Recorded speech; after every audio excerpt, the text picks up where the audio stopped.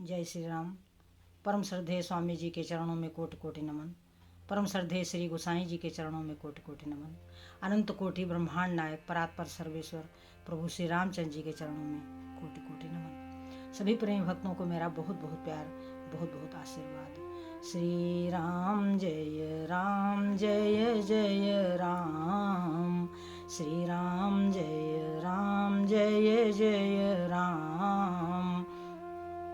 मंगल मूर्ति मारुति नंदन, सकल मंगल मूल निकंदन। पवन तनय संतन हितकारी, हृदय विराजत अवध बिहारी। मातु पिता गुरु गणपति नारद, शिवा समेत शंभु सुख सारद। चरण बंदी बिनमौ सब काहू, देहु राम पद नेह निबाहु। बंधु राम लखन बय देही, जे तुलसी के परम स्नेही।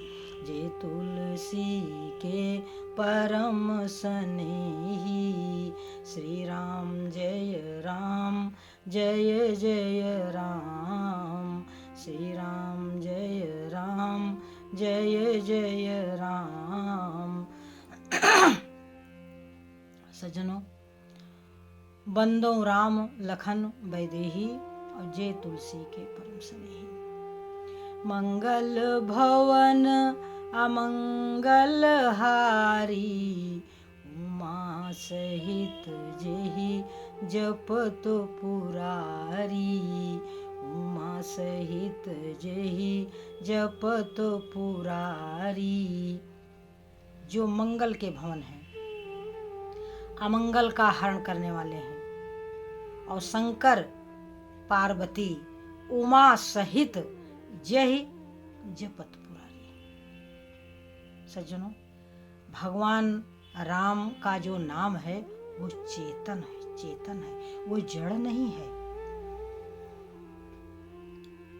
श्री गोसाई जी कहते हैं कि बंदौ नाम राम रघुबर को, हेतु कृषानु भानु हिम कर को। ये जो प्रभु श्री रामचंद्र जी का नाम है सज्जनों, हेतु कृषानु भानु हिम कर को, यानी ये ब्रह्मा विष्णु और शिव रूप है। जैसे अग्नि होती है, अग्नि तो अग्नि में दाहिका शक्ति भी होती है और प्रकाशिका भी होती है। इसी तरीके से भगवान राम के नाम में पापों को जलाने की भी शक्ति है और हृदय में ज्ञान रूपी प्रकाश करने की भी शक्ति है। हेतु कृषानु भानु यानी सूर्य, जैसे सूर्य देव सारी विश्व में प्रकाश फैलाते हैं, इसी तरीके से ये सूर्य का द्योतक है। यानी जो भगवान राम का नाम जपता है उसके हृदय में प्रकाश हो जाता है, ज्ञान का प्रकाश हो जाता है। सज्जनों, हिमकर माने चंद्रमा। भगवान राम का जो नाम है आपके हृदय को शीतल करने वाला है। तो सज्जनों, ये ब्रह्मा विष्णु शिव रूप भी है और हमारे जितने पाप ताप हैं उन सब का हरण करने वाला है। इसलिए श्री गोसाई जी कहते हैं कि बंदौ नाम राम रघुबर को, हेतु कृषानु भानु हिम कर को। भक्त कहते हैं कि रसना क्यों न राम रस पीती, रसना क्यों न राम रस, रसना क्यों न राम रस पीती। खट रस भोजन पान करत है, खट रस भोजन पान करत है। फिर रोती की रोती रसना, फिर रोती की रोती रसना, क्यों न रस पीती रसना, क्यों न राम रस। कह रही हैं रूप कुंवर जी कि आज ही छोड़ कुबान आपनी, कुबान माने बुरी आदत, आज ही छोड़ कुबान आपनी, जो बीती सो बीती रसना, क्यों न राम रस पीती रसना, क्यों न राम।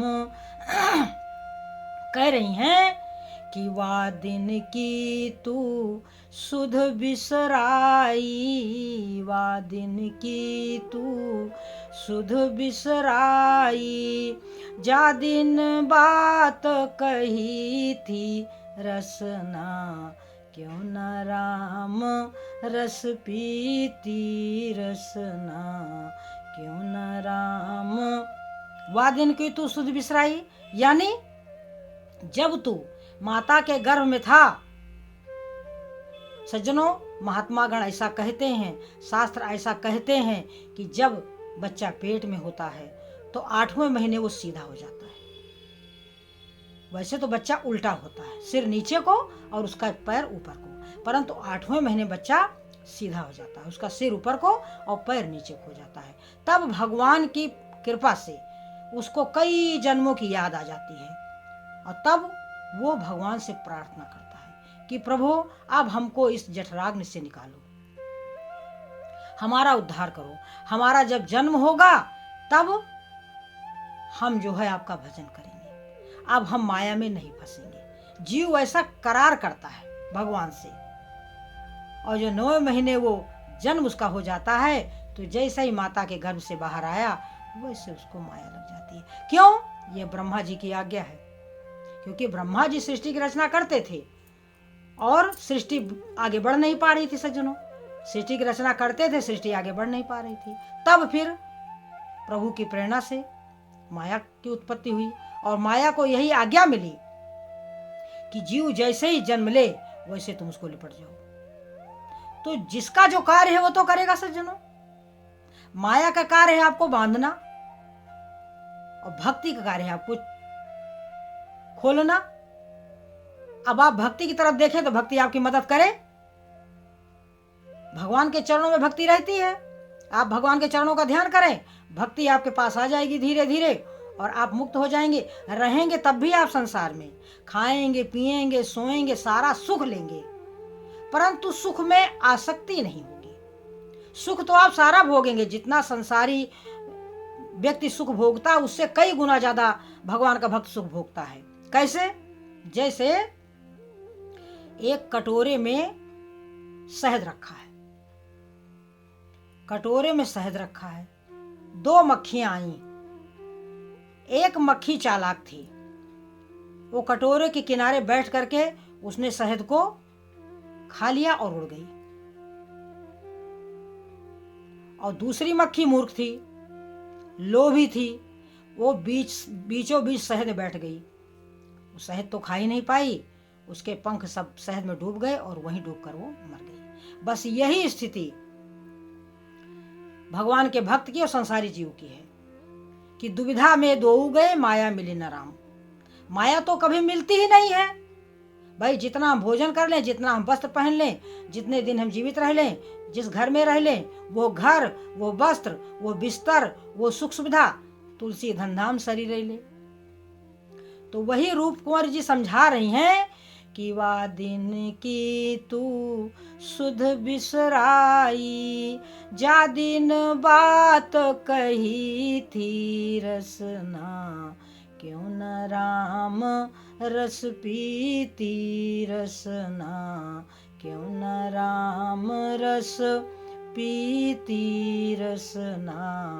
जब यमराज द्वारे आ जई हैं, जब यमराज द्वारे आ जई हैं, खुली हैं सब कर तूती रसना, क्यों न राम रस पीती रसना, क्यों न राम रस, रसना क्यों न राम रस पीती। रूप कुंवर जी कह रही हैं कि रूप कुंवरी को ज्ञान सिखावन, रूप कुंवरी को ज्ञान सिखावन, भगवत मन कर प्रीति रसना, भगवत मन कर प्रीति रसना, क्यों न राम रस पीती रसना,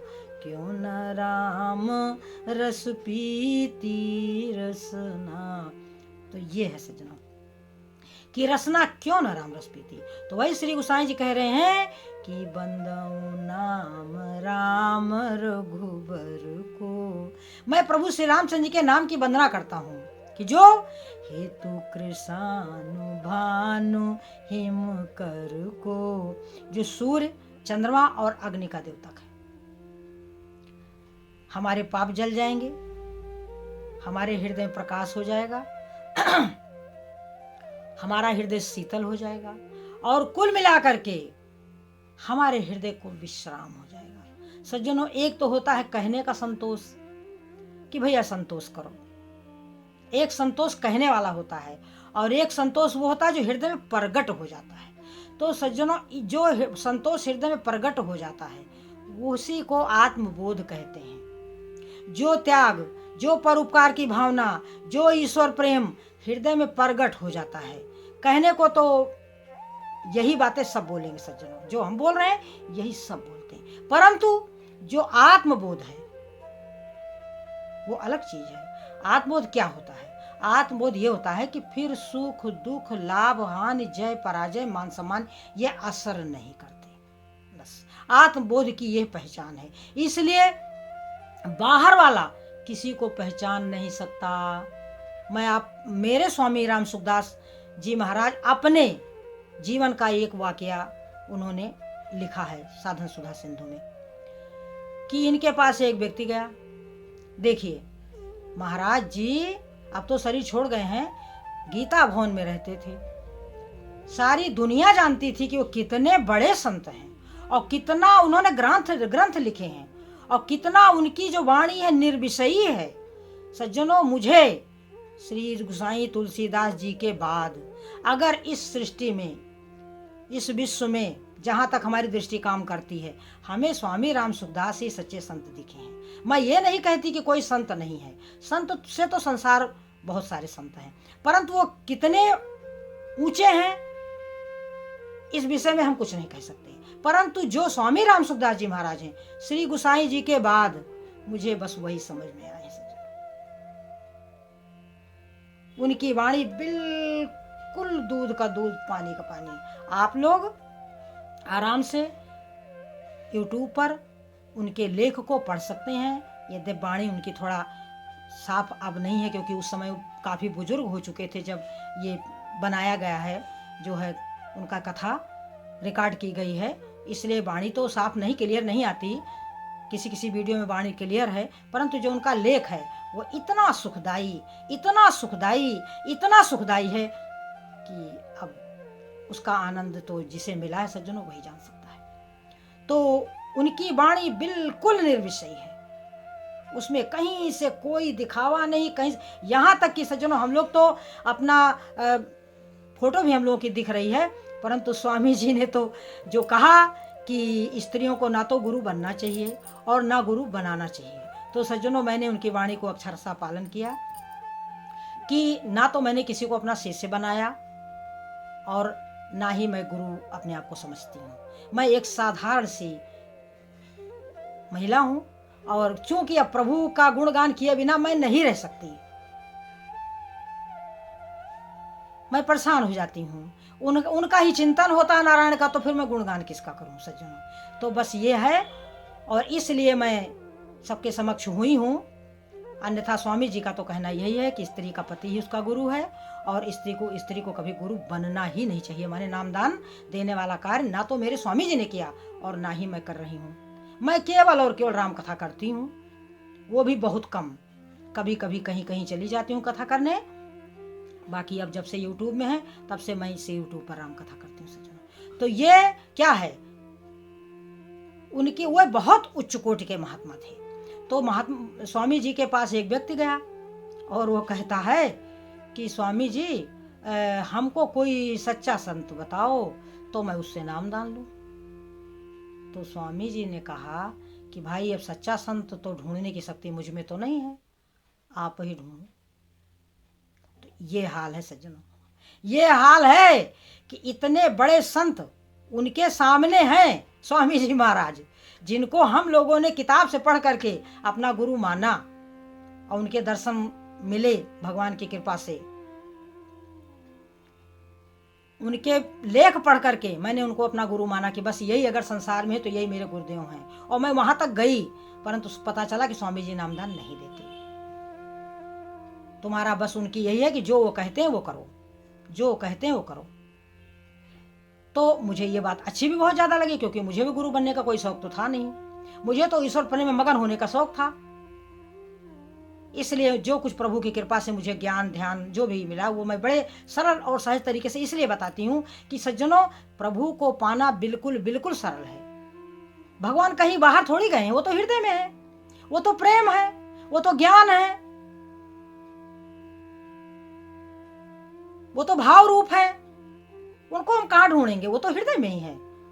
कि कस्तूरी कुंडल बसे मृग ढूंढे बन माए, ऐसे घट घट राम है दुनिया जाने ना है सज्जनों। तो जिसको आभास हो जाता है, जिसको एहसास हो जाता है, जिसको प्रेम हो जाता है, कुल मिलाकर के सज्जनों एक ही बात हम कहेंगे कि सोई जानई जेहि देहु जनाई, ओ जानत तुम ही होई जाई। तुम्हारी कृपा तुम ही रघुनंदन, जानहु भगत भगत उर चंदन। तो सज्जनों सोई जाने जे, वही प्रभु की कृपा से ही उन्हें जाना जा सकता है, बाकी तो कुछ नहीं सज्जनों। हमारा काम तो प्रभु का भजन करना है, हमारा काम तो उनसे भीख मांगना है। हमारा कार्य तो जो भिक्षा हम मांग रहे हैं, जो हमारे अंतःकरण का भाव है, वही हम आपको बता रहे हैं कि प्रभु की प्राप्ति का साधन हमारी समझ में यही आया है, जो परम श्रद्धेय स्वामी जी बताते हैं कि हे नाथ मुझ पर कृपा करो, हे प्रभु हम आपको भूले नहीं। प्रभु जना देंगे तो आप लोग भी जान जाओगे। तो बस उनसे कृपा मांगनी है, प्रभु से कुछ नहीं मांगना है, केवल और केवल उनसे उनकी कृपा मांगनी है। उनकी कृपा ये बिल्कुल नहीं है कि आपको महल मिल जाए, आपका विवाह हो जाए, आपके पुत्र हो जाए, आपके पास धन हो जाए, ये उनकी कृपा नहीं है, ये उनकी कृपा नहीं है। ये आपके कर्मों का फल है, क्योंकि कर्म प्रधान है। परंतु जो उनकी असल में कृपा है, यही पर कृपा करहि जन जानी, और कभी उर अजिर न चावहि बानी। जिस पर प्रभु कृपा करते हैं वो स्वयं कृपा कर देते हैं, उनकी प्राप्ति ही उनकी कृपा है। यदि उनमें मन लग जाए, यदि वह प्रिय लगने लगे तो फिर उनकी कृपा हुई। धन दौलत रुपए पैसा उनकी कृपा नहीं है, ये भूल ना करें, ये भूल ना करें। आप अगर ये सोचते हैं कि सांसारिक सुख हमें प्राप्त हो जाए तो हमारा ये कल्याण का मार्ग नहीं। सांसारिक सुख तो उतना ही मिलेगा जितना हमने बोया उतना हम काटेंगे। हाँ, भगवान की भक्ति से जीव को किसके द्वारा अच्छे कर्म होते हैं। तो धर्म का फल है सुख और शांति, अधर्म का फल है दुख और अशांति। तो जो हम प्रभु की शरण में रहेंगे तो फिर हमसे अधर्म होगा नहीं। तो जब अधर्म होगा नहीं तो दुख कैसे मिलेगा। जब धर्म होगा तो फिर धर्म का फल ही है सुख और शांति। इसलिए प्रभु का भजन करना बहुत जरूरी है सज्जनों। इसलिए बंदौ नाम राम रघुबर को, हेतु कृष्णानु भानु हिम कर को। भगवान राम के नाम की वंदना करो सज्जनों, और राम राम राम राम जपो। यही जीवन का सज्जनों सार है। जय श्री राम।